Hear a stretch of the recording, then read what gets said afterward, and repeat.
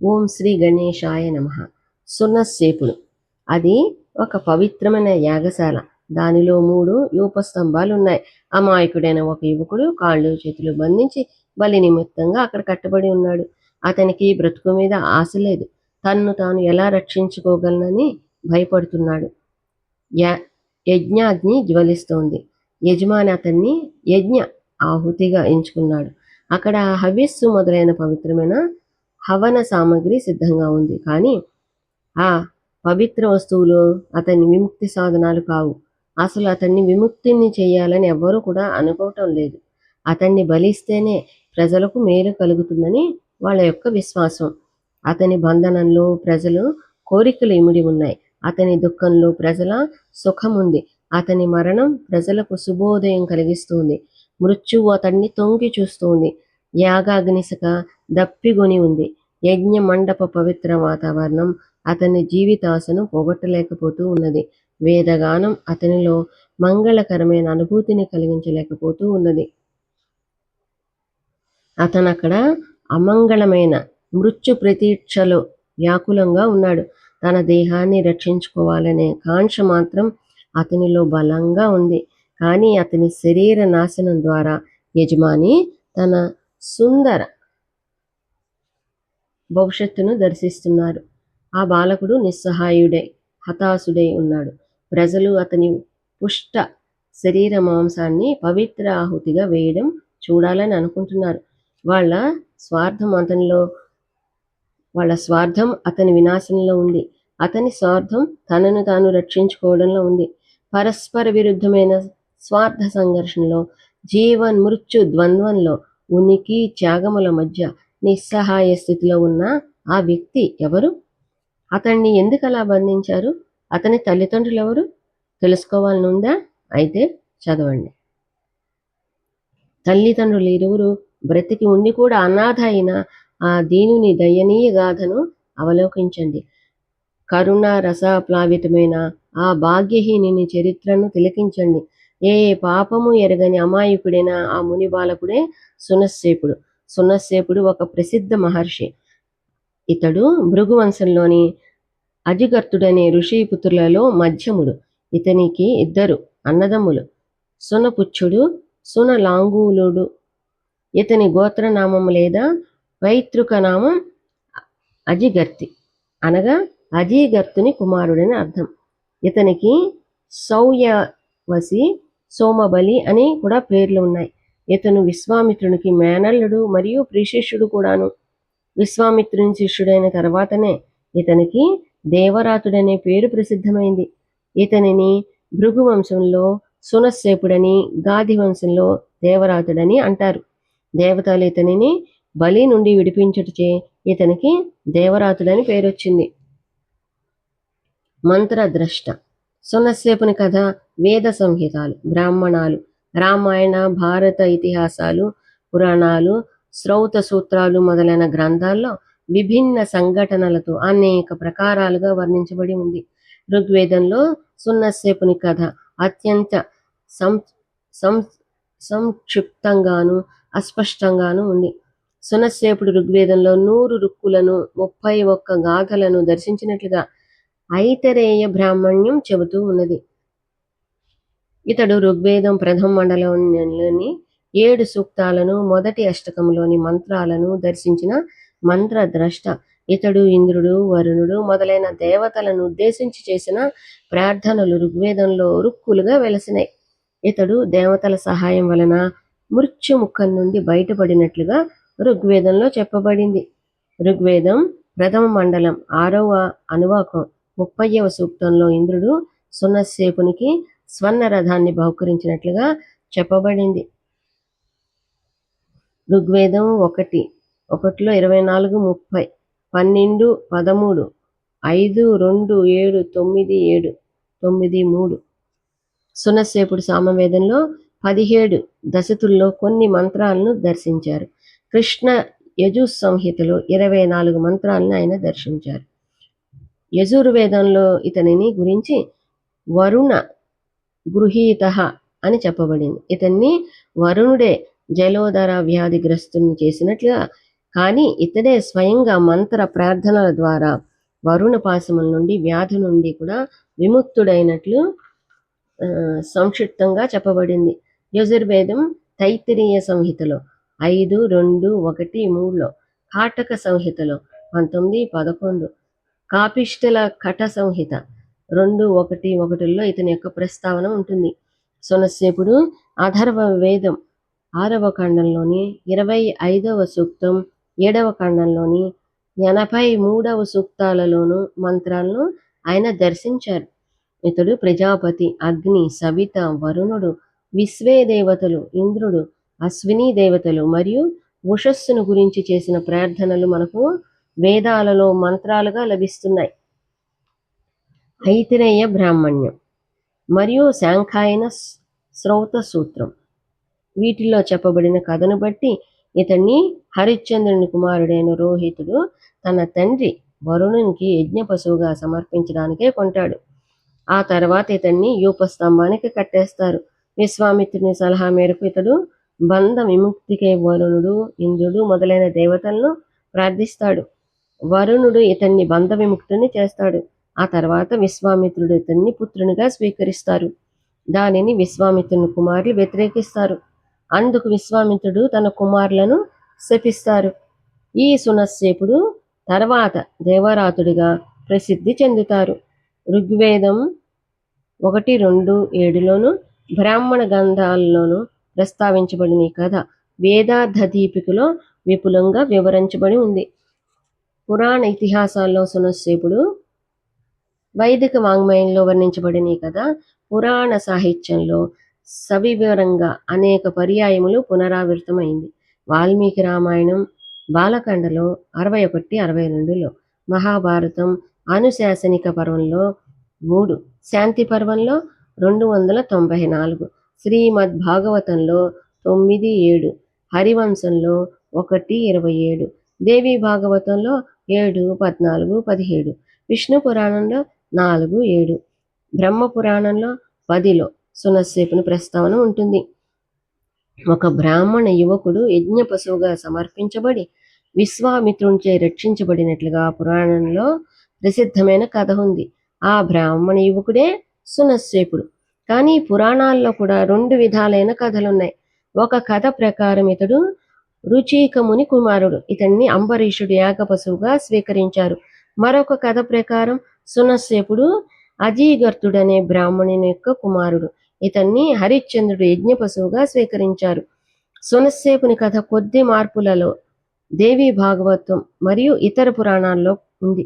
బ్రహ్మాండ పురాణంలోని 58వ అధ్యాయంలో సునస్సేపుని కథ వాల్మీకి రామాయణంలో వలనే వర్ణించబడి ఉంది. వైదిక సాహిత్యంలో సునస్సేపుని కథ నాటకీయ పద్ధతిలో వర్ణించబడి ఉంది. దీర్ఘరాత్రి తర్వాత జరిగే ఉషోదయానికి సంకేతంగా ఈ కథ చెప్పబడి ఉంది.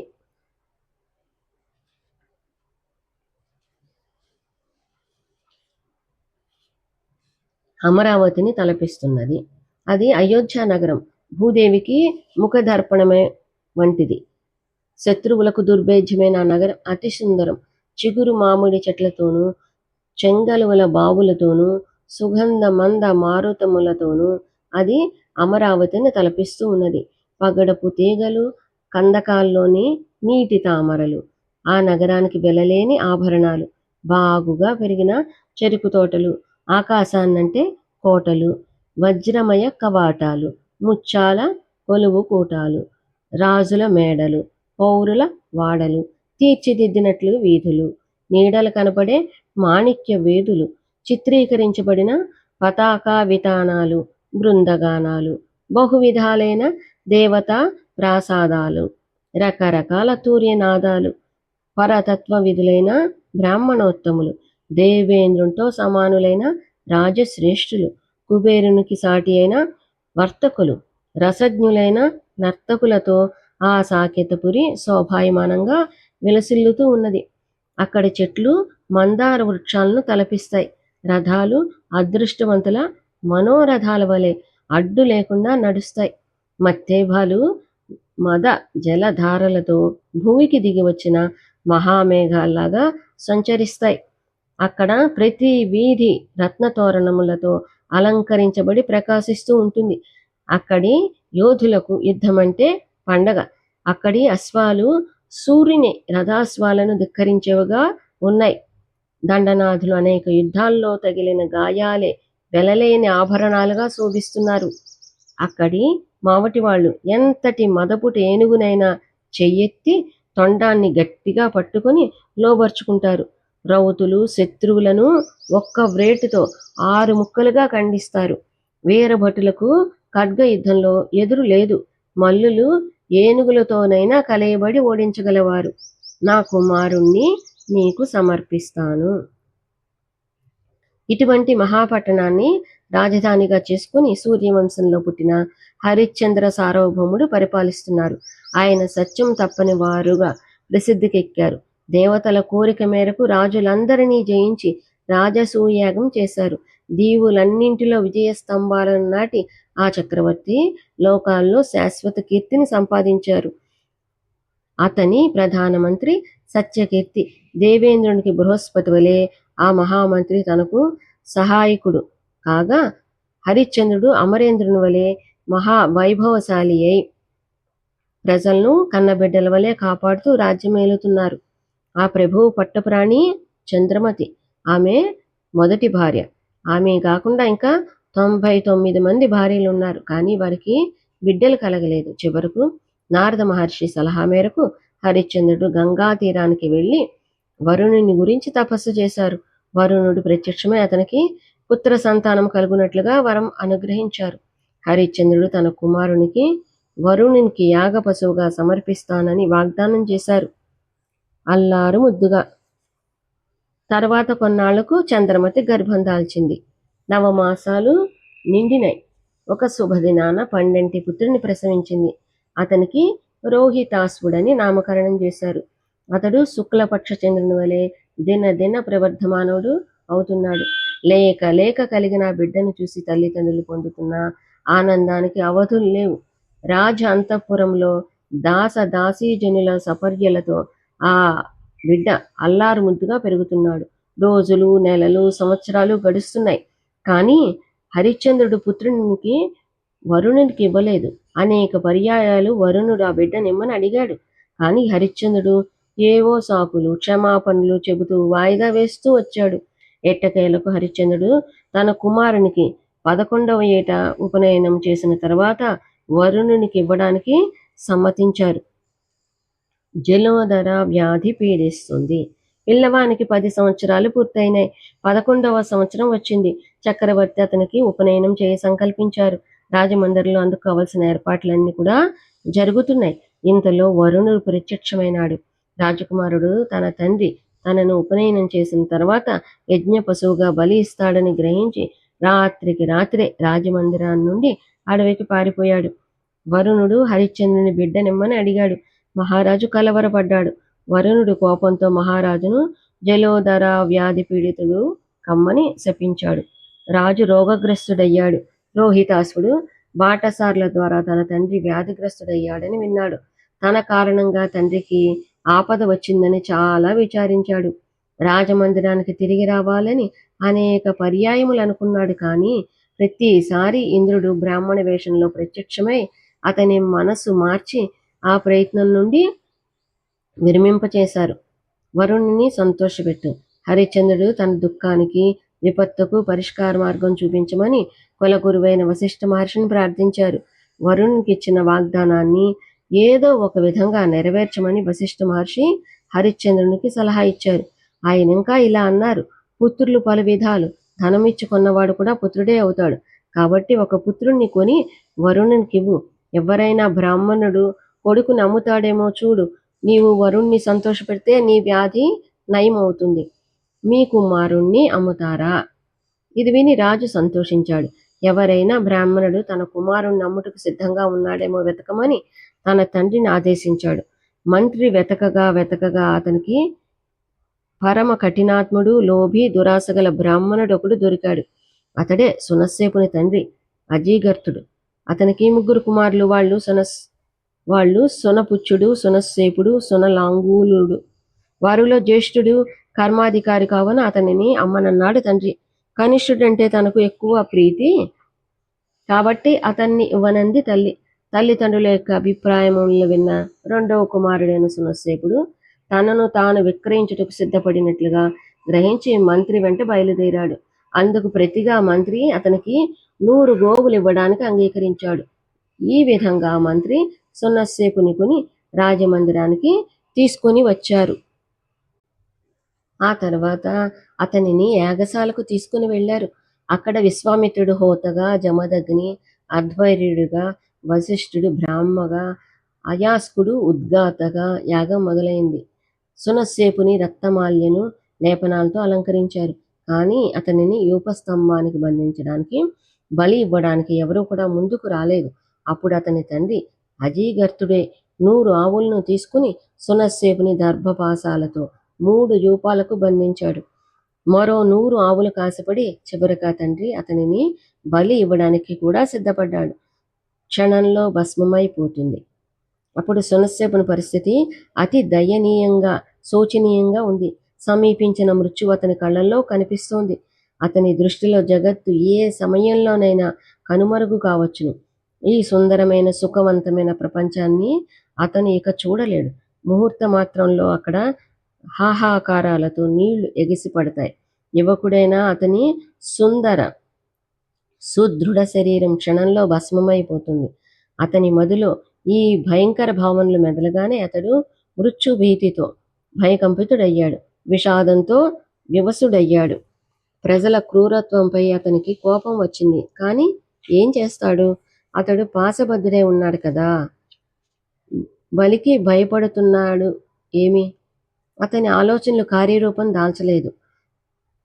అతని దయనీయ వాణి యాగమండపంలో ప్రతిధ్వనించింది. కానీ ప్రజల కుతూహలం అతన్ని వివసుణ్ణి చేసింది. అతని శరీరం ప్రజల క్రూర వినోద సాధనమైంది. ప్రజల కఠినత్వాన్ని, నిర్దయను చూసి అతని కళ్ళు అనాయాసంగా మూతపడినాయి. పాశబంధంచే పీడితుడైన సునస్సేపుని కళ్ళ నుండి అవిరళంగా అశ్రుధార ప్రవహిస్తోంది. దయనీయమైన అతని అవస్థను చూస్తున్న ప్రజలకు అతనిపై జాలి కలగకపోగా ఆశ్చర్యం కలిగింది. ఇతను మనుష్యుడై ఉండి కూడా బలికి భయపడుతున్నాడేమిటి?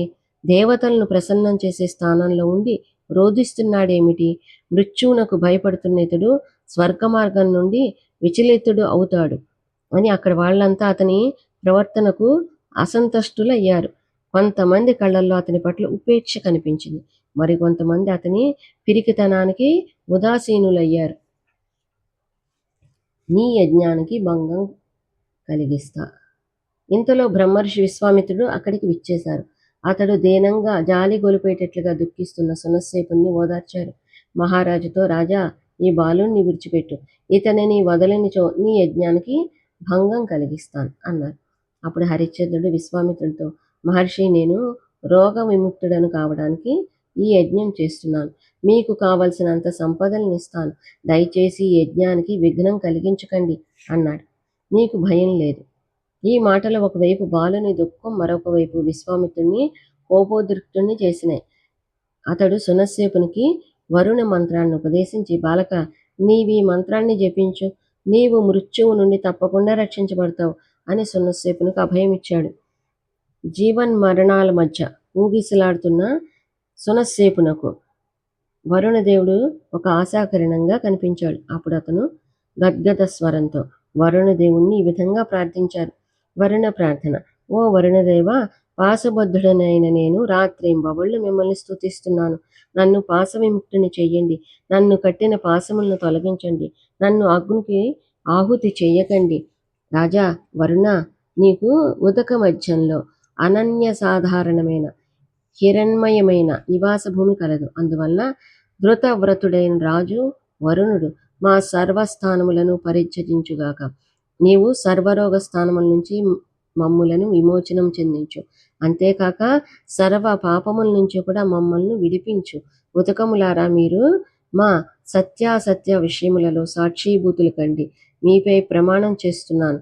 ఈ పాపం నుంచి మమ్ములను విముక్తుల్ని చెయ్యండి.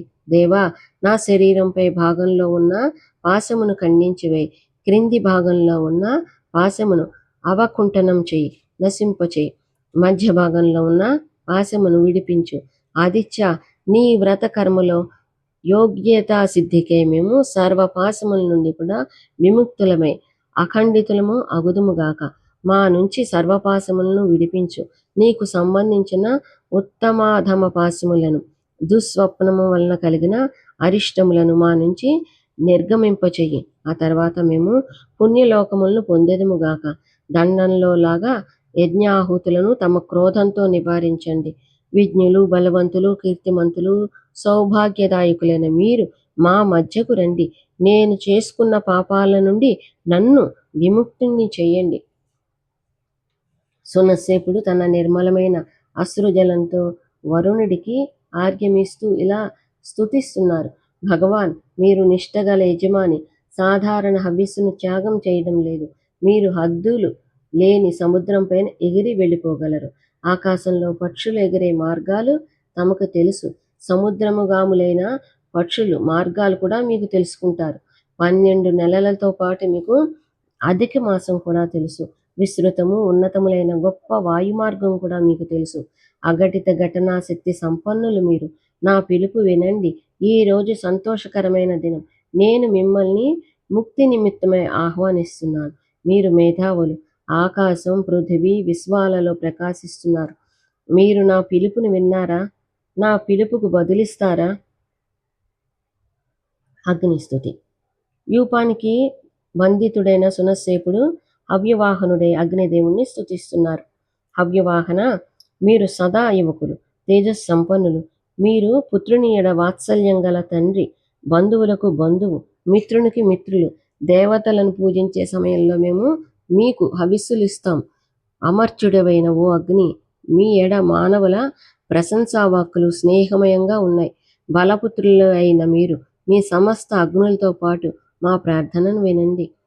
విశ్వదేవతల స్తుతి. సునస్సేపుడు అగ్ని మరియు విశ్వదేవతలను స్తుతిస్తున్నారు. ఓ అగ్ని, మీరు జూలుగల అశ్వంతో సమానులు, యజ్ఞ సామ్రాట్టుతో సమానులు. నేను స్తుతుల ద్వారా మిమ్మల్ని పూజిస్తున్నాను. విస్తీర్ణులు, గతిశీలురు, సుఖప్రదులైన ఓ అగ్నిదేవ, మా అభీష్టాలను సిద్ధింపచేయండి. నా ఈ నూతన స్తుతి దేవతల సమక్షంలో ఉత్తమంగా ఉండేటట్లుగా చూడండి. చిత్రభాను, మీరు సముద్రం చివరి వరకు ప్రవహిస్తున్న జలంతో సమానంగా యజమాని కొరకు ప్రవహించండి. ఓ జరాబోధ, వృద్ధుని కోసం మిమ్మల్ని సుందర స్థుతులతో ప్రేరేపించండి. ఇంద్ర సోముల స్థుతి. సునస్సేపుడు ఇంద్రా సోములను స్తుతిస్తున్నారు. సోమప్రీతుడమైన ఓ ఇంద్ర, ఎక్కడైతే సోమలత పుడుతుందో అక్కడ దానిని రోట్లో దంచే శబ్దం వింటూ మీరు సోమరసాన్ని సేవించండి. ఎక్కడైతే యువతుల స్థూల జంగాలతో సమానంగా సోమాన్ని దంచే రోకళ్ళు ఉన్నాయో అవి రోళ్లతో సోమాన్ని దంచే సుస్వరాన్ని వింటూ పోయి సోమపానం చెయ్యండి. ఎక్కడైతే స్త్రీలు రోళ్లతో సోమరసాన్ని తయారు చేసే ప్రయత్నంలో ఉంటారో అక్కడ ఉలూక శబ్దాన్ని వింటూ వెళ్ళి సోమరసాన్ని స్వీకరించండి.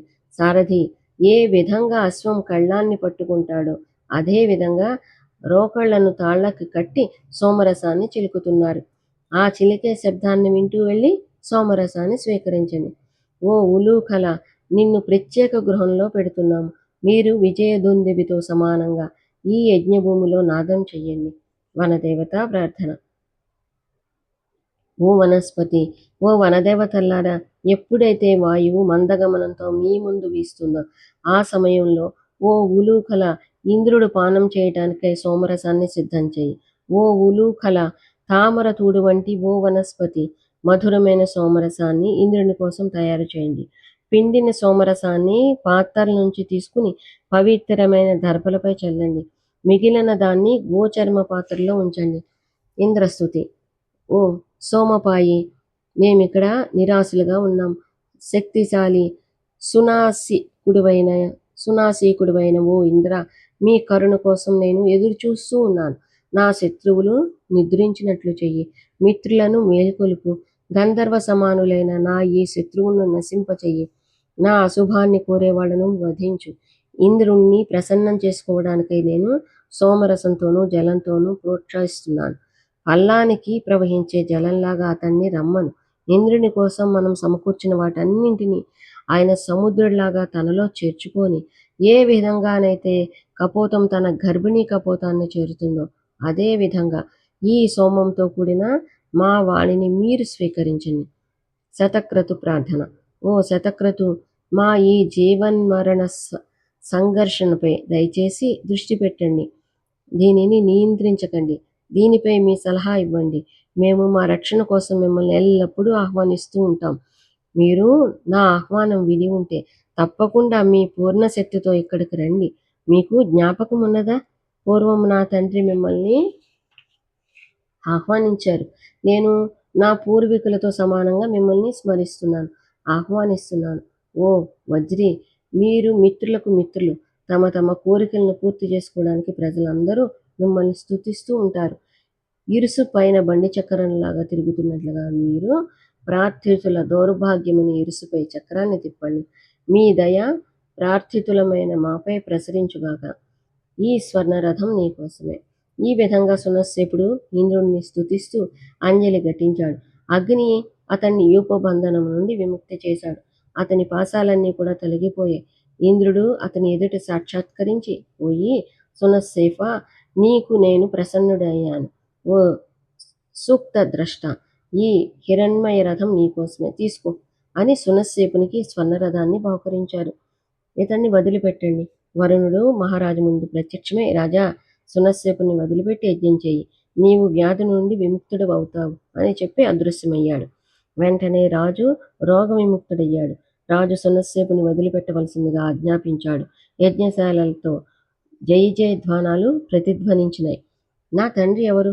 అప్పుడు సునస్సేపుడు లేచి నిలబడి, మహాత్ములారా, ఇప్పుడు నా తండ్రి ఎవరు అని సభాసదులను ప్రశ్నించాడు. అప్పుడు కొందరు అజీగర్తుడే అతని తండ్రి అని చెప్పారు. మరికొందరు హరిశ్చంద్రుడని తండ్రి అని వాదించారు. మరికొందరు అతని తండ్రి వరుణుడు అని అన్నారు.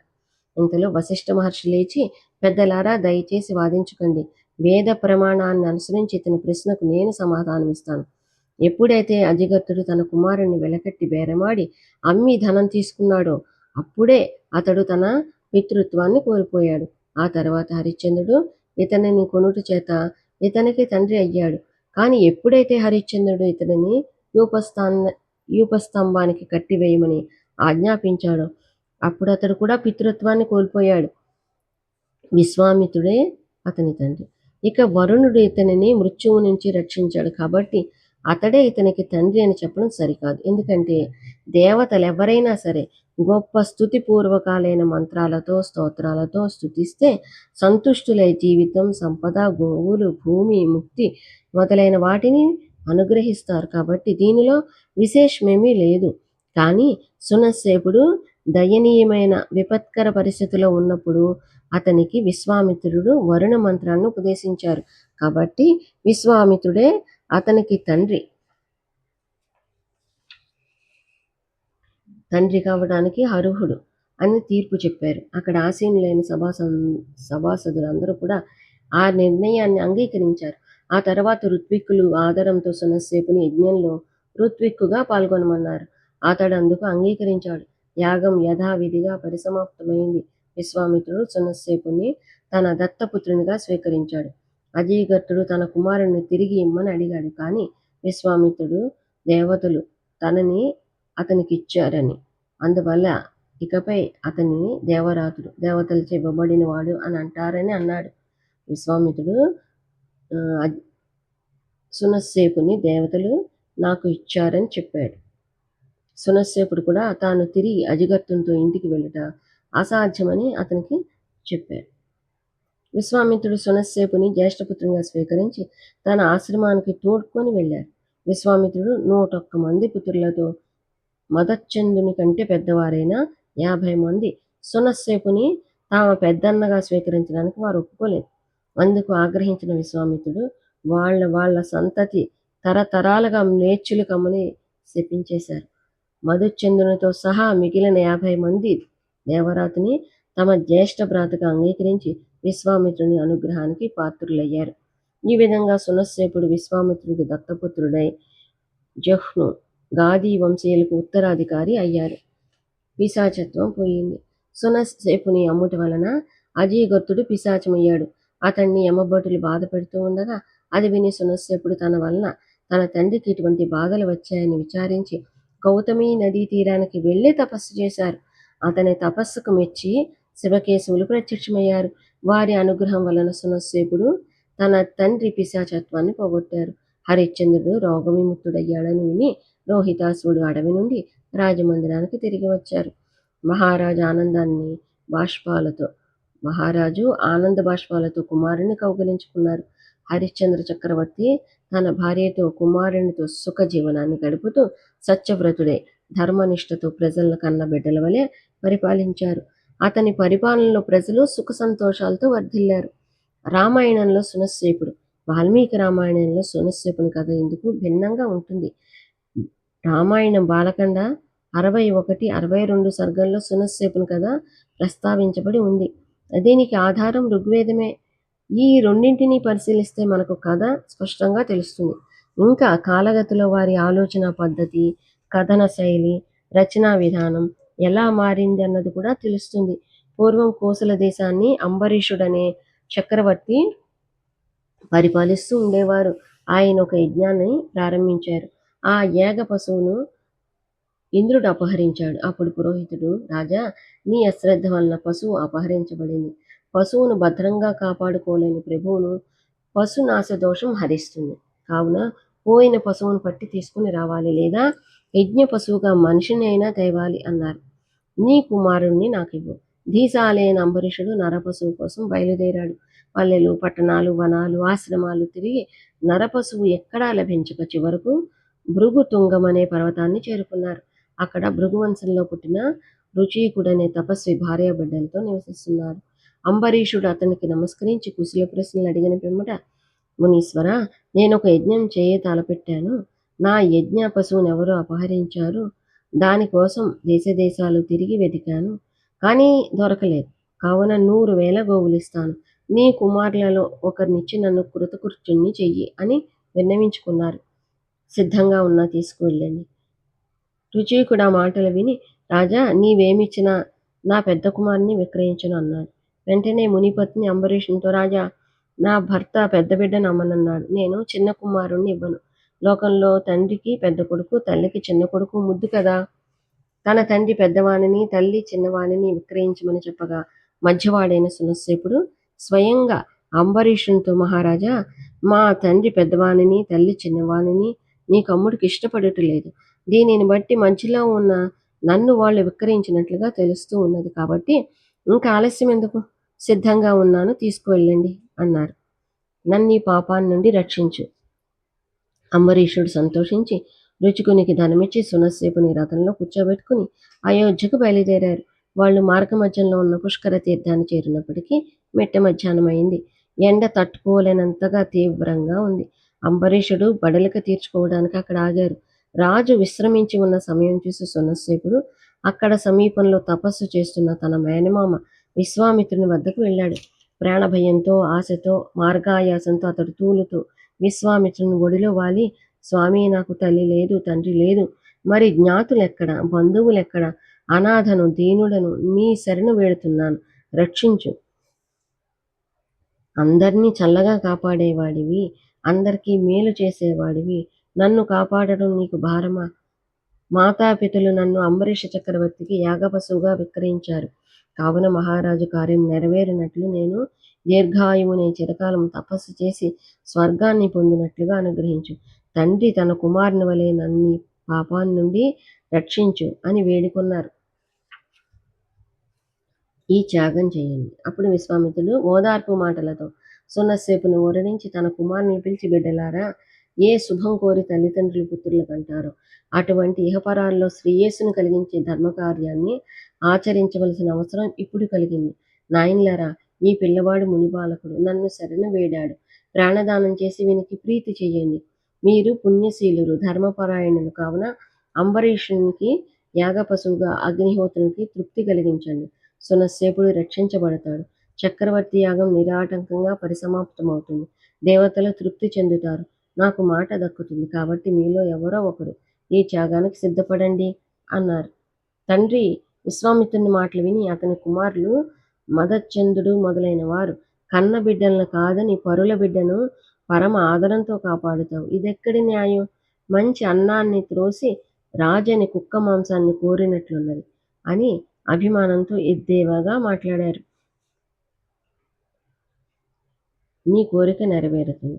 తన కుమారులు పరిహాసంతో పలికిన పలుకులను విశ్వామిత్రుని కన్నులెర్రబడినాయి. ఓరి తుచ్చులారా, మీరు భయభక్తులు లేకుండా ఒళ్ళు జలధరించేటట్లుగా ధర్మబాహ్యమైన దారుణమైన మాటల్ని మాట్లాడారు.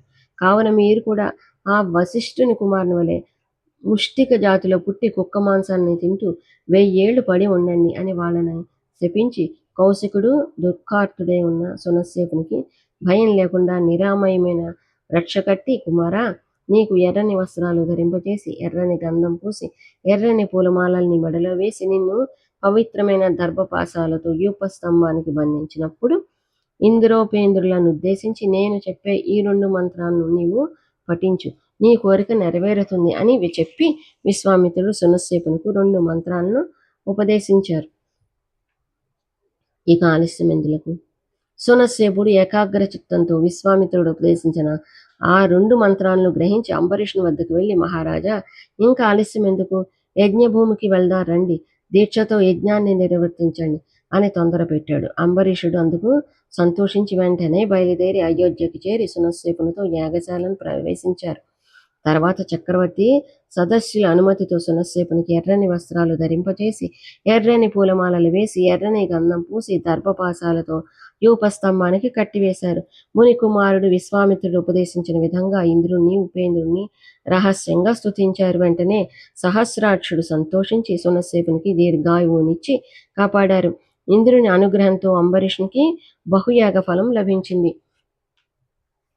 ఈ సునస్సేపుని కథ వలన మనకు దేవతా స్తుతి రూపాలైన వేద మంత్రాలను ఎంతటి శక్తి ఉన్నది తెలుస్తూ ఉన్నది. అలాగే సమాజంలోని వ్యక్తుల భిన్నమైన మనస్తత్వాలను ఈ కథ ప్రతిబింబిస్తూ ఉంటుంది. సమాజంలో అజీగర్తుని వలె కన్నబిడ్డను కూడా నిర్దాక్షిణ్యంగా బలిపశువుగా అమ్మివేయగలిగిన కఠినాత్ములు, అలాగే విశ్వామిత్రుని వంటి పరమ కారుణీకులు, దయాశీలురైన ప్రేమమూర్తులు కూడా ఉంటారని మనకి కథ వలన తెలుస్తూ ఉంటుంది. సంఘంలో స్వార్థపరులు తమ స్వార్థం కోసం ఎంతైనా తెగిస్తారు, ఎంత దానికైనా తెగిస్తారు.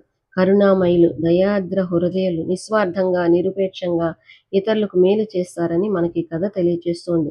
స్వార్థము పరార్థము, కాఠిన్యము కారుణ్యము, నిర్దయ ప్రేమలకు పరాకాష్ట ఈ కరుణారస గాథ. ఓం శాంతి శాంతి శాంతి. ఈ వీడియో కనుక మీకు నచ్చినట్లయితే ప్లీజ్ లైక్ చేయండి, సబ్స్క్రైబ్ చేసుకోండి.